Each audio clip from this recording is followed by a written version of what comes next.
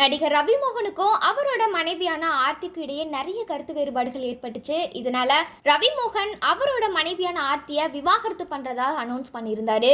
இந்த விவாகரத்துக்கு ஆர்த்தியுமே எனக்கு இதுல விருப்பம் இல்ல, இந்த பிரச்சனையை நான் சமரசமா பேசுறதுக்கு நிறைய வழியில முயற்சி பண்ணியிருக்கேன், ஆனா ரவிமோகன் அதுக்கு ஒத்துழைக்கவே இல்லை. முக்கியமா அவர் என்ன நேர்ல சந்திக்க கூட மாட்டேங்கிறாரு அப்படின்னு சொல்லி ஆர்த்தி ரவிமோகன் மேல நிறைய குற்றச்சாட்டுகளை முன் வச்சிருந்தாங்க.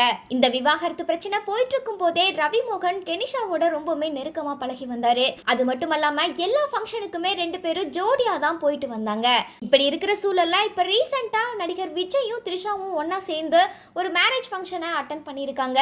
அதுவும் அந்த மேரேஜ் ஃபங்க்ஷன்ல ஒரே மாதிரியான ட்ரெஸ் கோட வந்து அணிஞ்சிருக்காங்க.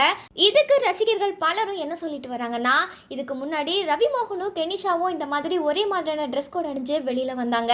இப்போ அதே மாதிரி விஜயும் த்ரிஷாவும் அதே ஸ்டைலா வந்து ஃபாலோ பண்றாங்க. இதனால விஜயோட சேர்த்து ரவிமோகனையுமே திட்டி வந்துட்டு இருக்காங்க. இந்த பிரச்சனைகளுக்கெல்லாம் முற்றுப்புள்ளி வைக்கிறதுக்காகவே ரவிமோகன் அவரோட இன்ஸ்டாகிராம் பக்கத்துல ஒரு காட்டமான போஸ்டை பதிவு பண்ணியிருக்காரு. அந்த பதிவுல அவர் என்ன சொல்லியிருக்காருன்னா, நான் அமைதியான வாழ்க்கையை உருவாக்கிட்டு இருக்கேன், இங்க பெண்கள் மட்டுமே சரியானவங்க அப்படின்னு சொல்லிட்டு நீங்க எல்லாருமே நினைச்சிட்டு இருக்கீங்க, ஆனா உண்மையாலுமே ஆண்கள் தான் ரொம்பவுமே பாவப்பட்டவங்க. இந்த ஒரு விஷயத்த நீதித்துறை கூட அதை சரியா புரிஞ்சுக்குது. அதே மாதிரி ஒரு நாள் நீங்களுமே என்ன சரியா புரிஞ்சுக்குவீங்க. அதனால ஒரு பையனை தயவு செஞ்சு வாழ விடுங்க, உங்களோட அசிங்கமான எண்ணங்களை நீங்களே வச்சுக்குங்க அப்படின்னு சொல்லி ஒரு காட்டமான பதிவை போஸ்ட் பண்ணியிருக்காரு. இந்த ஒரு விஷயத்துக்கு ரசிகர்கள் பலரும் என்ன சொல்லிட்டு வராங்கன்னா, விஜய் த்ரிஷாவுக்கு நீங்க ஆதரவு அளிக்கிறீங்களா அப்படின்னு சொல்லி கேட்டுட்டு வராங்க. அது மட்டும் இல்லாம ரவிமோகனை திட்டியுமே வந்துட்டு இருக்காங்க.